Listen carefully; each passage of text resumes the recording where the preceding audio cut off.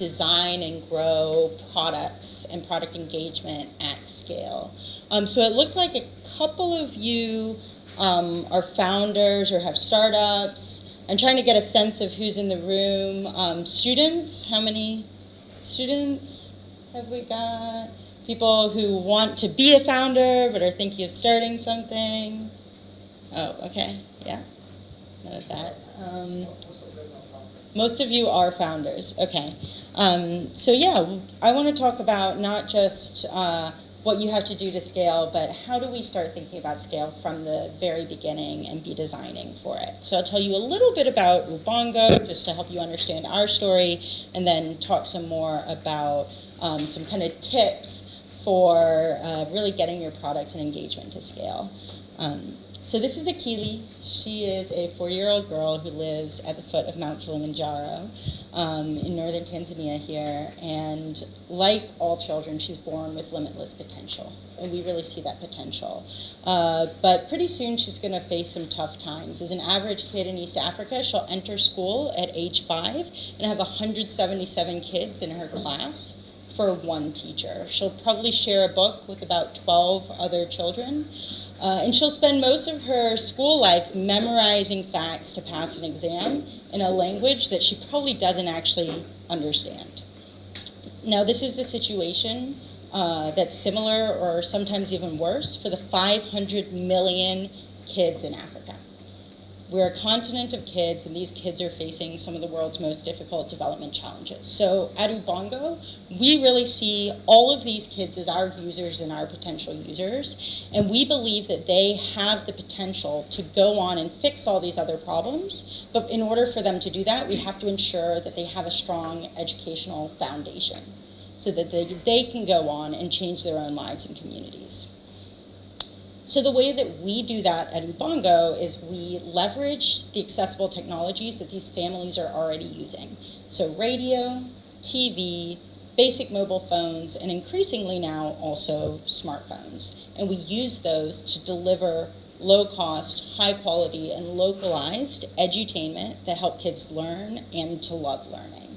And we do that through the kind of universal childhood language of cartoons, music, and fun. So what we're really doing, it's a pretty simple model. You know, we talk about innovation, but this isn't a complicated innovation. It's that we use the power of entertainment, the fact that kids want to have fun, parents want to watch good things, people love good music. We combine that with the huge reach of mass media, which is reaching hundreds of millions of people in Africa already, and then we add in localized learning on top of that. We have kind of a 4-step process that we go through of human-centered research, content co-creation, broadcast to that big, the audience of millions of families, and then we do impact evaluation. And we're constantly going back through this cycle. So if any of you have kind of read Lean Startup or know human-centered design methodologies, this is something that we really believe in, and we're constantly iterating and redeveloping and learning to make sure that we are improving our products as we scale and staying relevant. And it's working so far. We're proud to say we have the largest classroom in Africa, so we reach about 17 million unique users monthly across Africa. We started here in Dar es Salaam, and we've scaled to be on broadcast media, so free-to-air broadcast in 11 countries in Africa. And it's actually exciting. Marielle here is our first hire in the US, so we are a Tanzanian founded and started company, and we've just hired our first employee who's out of the US. But our headquarters is here, and it really, does help show that we can grow things from here, and they can have relevance across the continent, and even now we're finding globally. We have about 1 million monthly viewers on YouTube now from the US, and it's becoming one of our main sources of revenue that helps us support the work that we do here on the ground in Tanzania. So let's talk scale. What does it take? We actually don't consider ourselves to be at scale right now. If we look at phases, we say that we're in the replication phase. We're in this phase where we're testing and figuring out what does it really take for us to get to scale. And our goal is to get to 60 million kids by 2025. And that's really where we see scale for us. It's going to be different for different people and different products, but this is something you want to be thinking about from the very beginning. So I'm going to start with a pop quiz. What monthly household income do you think? So we always talk about the 1%, right? Have you guys heard that term, the 1%? Yeah? So what income do you think people would need to have at a household level here in Tanzania to be the richest 1%? Raise your hand if you think it's 970,000 shillings. 1.8 million shillings? 4.6 million? 8.27 million? Okay, a lot of people didn't vote. So do you think it's more than this or less? Yeah, so it is a little less than that 970,000 mark. But this is something that I wanted to bring up here for when we're thinking about scale, because a lot of entrepreneurs here who I talk to are looking at the people around them and building products for the kinds of people who maybe went to university or university grads, have a smartphone, have a good data plan. And we have to remember that those are people, that is not your average Tanzanian. If your household has 900,000 shillings a month, you are in the 1%. And if you are building products for those people, there is no possibility of scaling, right? 84% of people in sub-Saharan Africa live on less than $5.50 a day. So if you are creating a product that is going to scale, you have to be designing for and with these users, not just the people who are watching DSTV and drive a car. So this is kind of the first place where we have to check our assumptions. We always remind everyone in our office of this too. We always have to go back to the user and make sure that we're designing for a market that, if we say mass market, we really do need to be designing for people who can't necessarily afford to have a high-spec smartphone, or if they have a smartphone, they might not be able to have a big data plan. And we have to make sure we understand their needs. So the simplest framework that I've come across to thinking about scale, and you want to think about this from the beginning, is to ask yourself these three questions. These three questions come from the Mulago Foundation. They're a big funder who funded a lot of the most successful social enterprises in Africa. So they were an early funder of off-grid electric, 1 acre farms, many of these living goods, social enterprises and companies that have really scaled across sub-Saharan Africa. And they really push everyone they invest in to ask themselves these three questions about whether your solution can scale. So this is not necessarily about whether your company can scale, because it might be someone else who's doing what you're doing at scale, or you might be franchising or doing something else, but can the solution that you're building scale? And so you want to ask yourself, is it big enough? And what that basically means is the potential market or potential impact really big enough to scale? So if I say want to start something that's going to help people reserve tickets in the movie theater in Tanzania, right? Well, I can pretty easily figure out, is this big enough or not? Because I can literally count off on my two hands how many movie theaters there are in Tanzania. So that it's not necessarily a bad product, right? You could still generate some revenue off of that product, and you're servicing a particular market, but it's not going to be big enough to scale.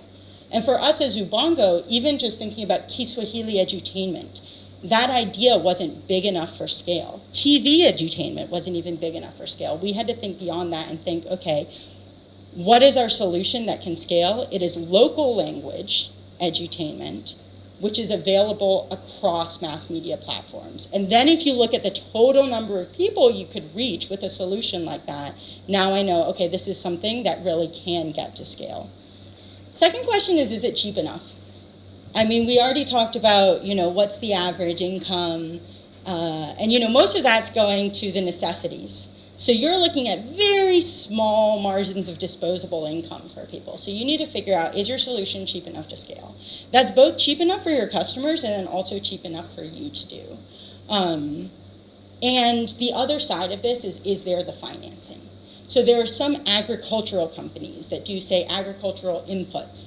They have managed to really scale but they've had to raise huge amounts of debt. I mean, we're talking tens, $20 million to be able to finance what they're providing. In terms of tech, the good news for most of you, if you're in tech, is that most tech solutions are pretty cheap, which means that they should ideally be cheap enough for scale. But you need to look at the cost on your own side, right? What is going to be the cost of customer acquisition, and then also the cost on the user side? What are all of the different associated costs for a user to be able to use my solution? And can I get this solution? Maybe it's not super cheap right now, but I've got to have a plan for how the price will come down enough that I can really get this to scale. And so this is something we're really finding. Our cost per user continues to go down as we launch more countries because we've built our model that way. So in 2018, it was about 20 cents per user per year. Now we're down to about 7 cents per user per year this year. 7 cents, so that's like shilingi, what? Kuminane. So we're talking really, when I say cheap, I mean cheap, and we're still not like, we've got to subsidize a lot of that there. And then the last thing is it's simple enough to scale. So at the moment, you might have a pretty like big solution where you're doing a lot of parts of it. But what we actually see is that a lot of the organizations or companies or solutions that get to scale really get laser focused on something very simple that can be replicated and scaled. So I'm going to give you an example of this. Does anyone know this company Angaza? They actually started here in Tanzania too. So they were providing solar light. And, you know, they saw there's a large market for solar lights. We can provide solar lights to people and we can finance them to make them cheap enough for people to be able to purchase. So they had to build software that would allow people to basically use M-Pesa to pay off the solar light, and that would, in the same way as a Luku meter does, shut off their light if they haven't paid, bring it back on if they have. And they had to get the cost of that way, way, way cheaper than something like a Luku meter would be. So actually what they discovered was that as they went through all this work, they used to be a full solar company, right? They would do a solar installation, they would do the light, they had this software. But in order to really be able to scale, they had to determine, well, what's the key problem that we are solving? And they decided that the payment was the problem. So they kind of stripped down their model. They stopped doing lights, they stopped doing solar panels and installations, and they became a company that simply provides the software for businesses that are serving last mile customers to be able to collect payments and turn a product offer on, right? And it was when they made that change that all of a sudden they were able to go from a small scale where they were working just a bit in Tanzania to now they've expanded globally. They've raised $16 million in funding and they've reached 2 million end users with their technology. So sometimes you actually have to simplify your solutions to scale. It's not about always adding more and more and more things on, and I think that's something that we often forget. My second is to design from scale from the beginning. So Rome's going to be talking to you guys about MVPs, and MVPs are super important. But when you're building that minimum viable product, you also want to be able to start thinking about, well, how would this product scale? So things to think about are modularity.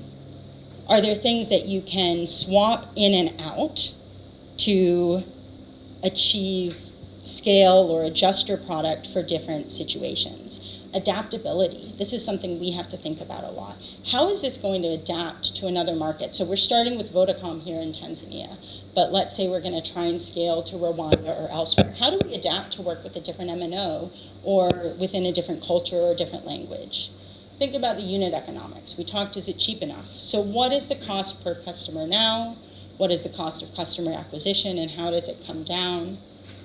And think about partners. We cannot all do everything ourselves. For us, our key partners for scale are TV stations. And we spend an enormous amount of time building those relationships, negotiating with them, and making sure we can get free airtime. Because our entire model is based upon making sure we have that airtime and we can reach our audience.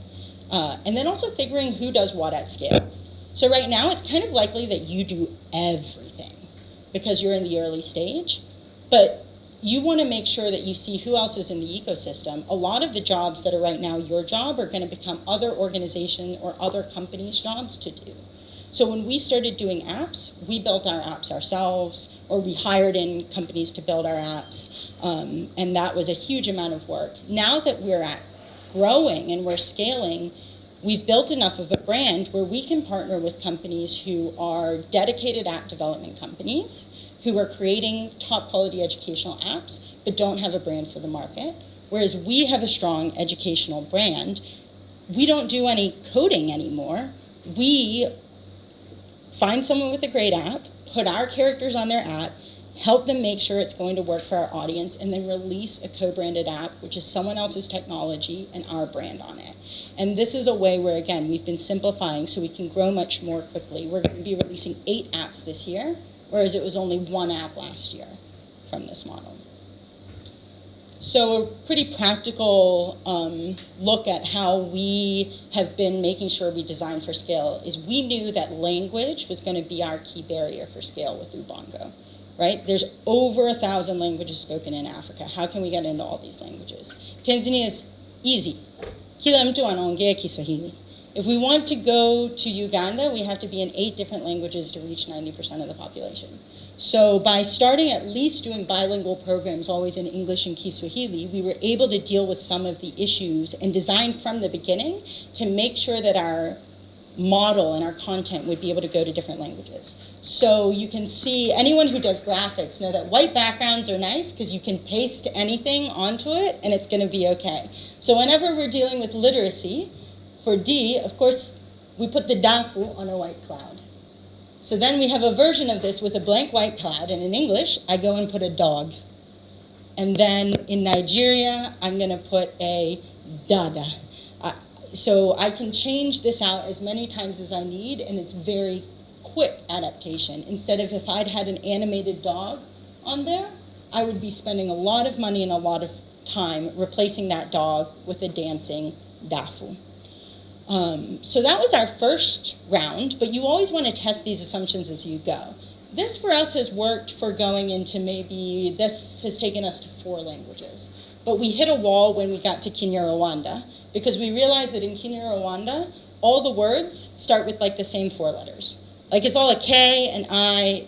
There are some letters where there's not a single word in the whole alphabet or in the whole lexicon of words that starts with that letter. So we actually, when we did a new season of this program, Akili and me, we decided let's make something that can go into every single language that uses the same letters as us. Won't go to Arabic, it won't go to Amharic, but at least let's just focus on the sound of the letter D. We trace the letter D. We choose the letter D between choices. So now we've gotten rid of that issue where we have to continually find new images and change the words. So this, for our instance, it's just a way where we tried to design for scale from the beginning. We had to adapt it a little more. Version 3 is coming along, and version 3 is the one that we think we can take into even really, really minor, small languages. So we're talking about doing Dinka for refugee populations in northern Uganda. We would never be able to get something as complicated as what we have at the top into a small language like that, but we are going to be able to because we're constantly adapting our product to make it more scalable. The third thing is picking the right metrics. So number of downloads is a great, what we call vanity metric. Makes us feel really good that 100,000 people downloaded our product. But it doesn't actually really mean much of anything. So what I would encourage is you always think about how are you going to know, what's the measure to know whether your users are engaged? Is it how many, how often they're coming back, repeat users, things like that. Once you know what makes them engaged, don't stop there. Once you know how to measure if they're engaged, now you've got to figure out what is it that drives that engagement. What do you want to do more of? So we actually take videos of kids watching the show and look at how long their eyes stay on screen and when they're looking away and looking at, we put another screen with the distractor on there. And by analyzing that data, we're able to see what is driving their engagement, and then we do more of that, and what's losing their attention, and we do less of that. Now, this is us with an analog product. For most of you here, you probably have digital products, apps, or online software where you don't have to videotape people the way that we do. You can actually just use the analytics from your own products to really understand that engagement. And then the last step is now you put all your resources into driving up whatever is driving that engagement, right? Because getting 100,000 downloads, but those people never using your product, that's not scale. It's that you need them coming back again and again and again. So for us, this is kind of, we've really been investing in that, and we're testing those assumptions in it again and again. So for scale, we tend to talk of 100x, right? So our path to 100x is pretty far away. We launched in 2014, and we were able to reach about 1 million users in our first year. It's taken us from 2014 to 2018 to 10x, to multiply that by 10, with a lot of work and a lot of investment in between. Our goal is to get to 50x by 2025, so that's 50 times our user base. And then the big goal is to get to 100x. And I don't even have a date for that yet, but we're looking maybe somewhere around 2035.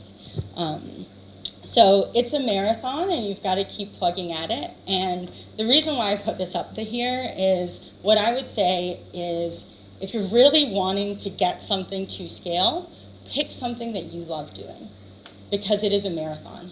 Doesn't matter how much money it could potentially make you or what you think the market potential is. If you're not willing to spend the next 10 or 20 years of your life really investing in this and doing it, then you're probably not going to be able to get it to scale, because that's what it's going to take. So make sure that you're doing something that you love to do and you want to continue doing every day. And then my last thing is a bit counterintuitive, but it's that you have to say no to grow. So here a lot of the time we find there's lots of different opportunities. Okay, this happened to us at the beginning. We can do this product with Tigo, and then there's this completely separate thing we can do with someone else, and you're getting pulled left and right and somewhere else. Sometimes you have to do that, because it's the only way to get the money you need to keep the lights on and the doors open. But eventually you have to pick, this is our goal, this is what we're trying to do, and be laser focused on that. And the way that we've been able to actually get from the 5 million to the 17 million is because we really started saying no to opportunities that were going to maybe bring in some funds or do something interesting, but not get us towards our goal of what we were trying to do, of bringing local language edutainment to kids on mass media. So that's been a big lesson for me. I learned this a bit from Netflix, who we managed to talk to a former VP of product there who said that, for them, the biggest thing was saying no. And they would kill projects. Like they were going to launch in their DVD business. They started out with a DVD business. They invested over $1 million to prepare to launch their DVD business in the UK from the US. And they pulled the plug like 2 weeks before it launched, because they heard that Amazon was going to start streaming. And they've set their vision that our vision is to be #1 in streaming. So what they said was they decided, hey, we have to say no on this DVD thing. We know it makes us money, but we want to be the kings of streaming. They cut the plans for that. They called it a wicked hard decision, and they've said it was the best decision they ever made, because by investing in streaming, first off, Amazon decided to not go ahead with streaming for another number of years, so they were able to stave off the competition for a while, and they also really just were able to focus and invest in the thing that they thought was going to be their pathway to scale. So I think that's it from my side.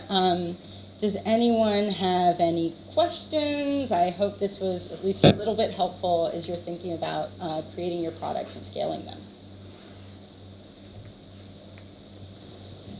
Hey, I'm Brian Bennett. I was lucky enough to catch my niece watching your show on TV. However, why is it black and white? Yeah, there are always impediments to scale. It's about finding the right partnership. So as I said, one of our major partners are the broadcasters nationally. TBC is a national broadcaster here in Tanzania. They're part of the government. The government has taken a disliking to the colors that are in our program. So if you watch on TBC, it is currently in black and white. It's not in black and white elsewhere, and it's only that show. But yeah, I mean, again, it's actually for us figuring out when do you say yes and when do you say no. And this was a really big, kind of point for us to make a decision of to what degree are we willing to compromise with the people who kind of hold the power to be able to continue delivering our service to our customers, but also not compromise on our values. So the result of some very stressful conversations with people in power has been that at the moment our program, actually for 2 years now, it's been going back and forth between color and black and white on TBC. And yeah, we think we have a solution to this, that within a couple of months we're going to be able to have it back in color again. But yeah, it's been a learning opportunity for us, and we were lucky enough that at that point we were scaled in enough countries that it's a little bit lower risk for us to have issues with, the government here than it would have been had we only been in Tanzania. So, yeah. You can ask TBC if you want to know more about that. Yes, hello. My name is Mpoki Thompson. I'm from the Citizen newspaper. Just simply by definition, what is to scale a product? I just want to understand that a little bit better. Right. So I think different people have different definitions, but what I would highlight is the difference maybe between scaling and growing, right? So growing is getting to more people, or for some it might be generating more revenue, but that is growth. Scale takes that to the next level where you're utilizing what we call economies of scale so that you're growing exponentially, right? So it's not, this would be growth, right? Like steady growth. You're trying to drive exponential growth, or you're driving down cost as you grow so that you can continue to grow faster and faster. And that's kind of the way that I look at scaling as opposed to simply growing. Does that make sense?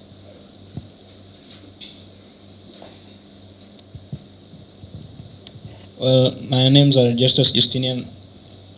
When you talk of scalability or growth, can a product grow or scale without revenue channels? And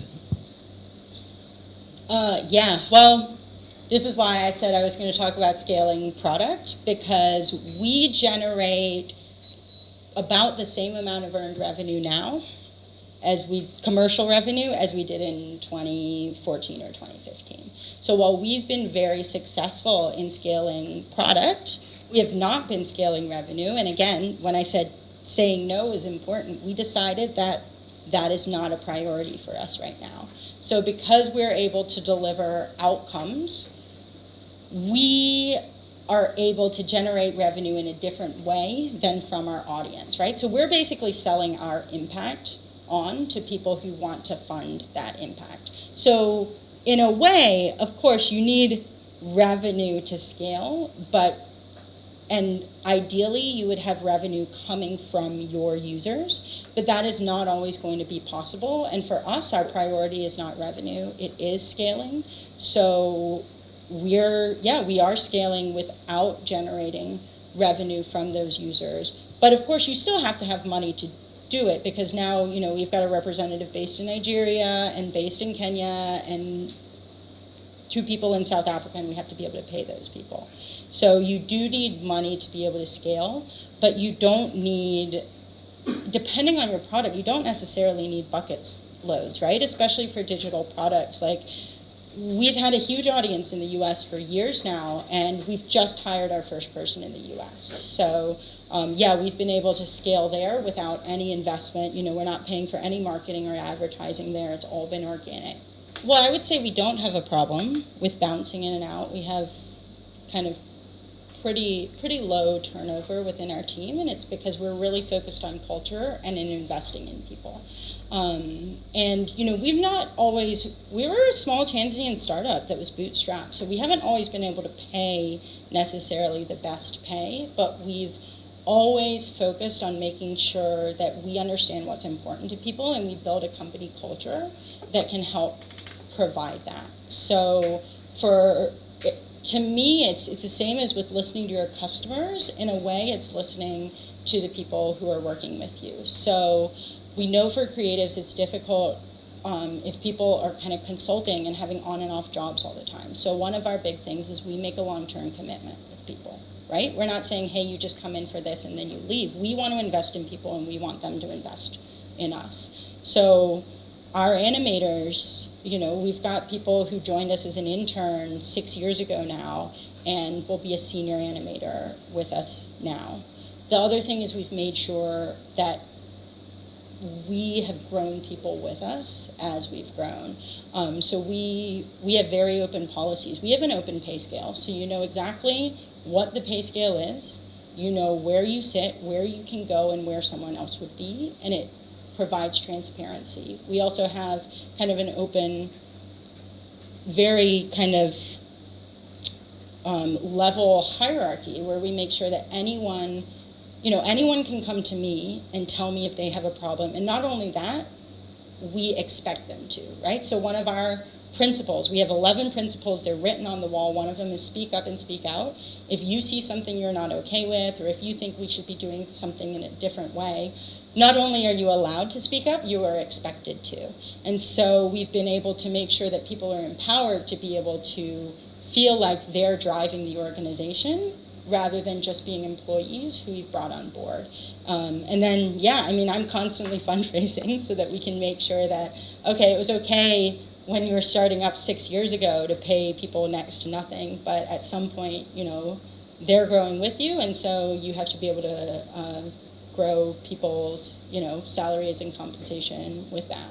But I would say at the very beginning when you're starting, you're never going to compete on salary. So trying to motivate with people with money is just a recipe for disaster. So you have to figure out what are the other things that are going to be motivating for them and how do you invest in them that way. Yeah.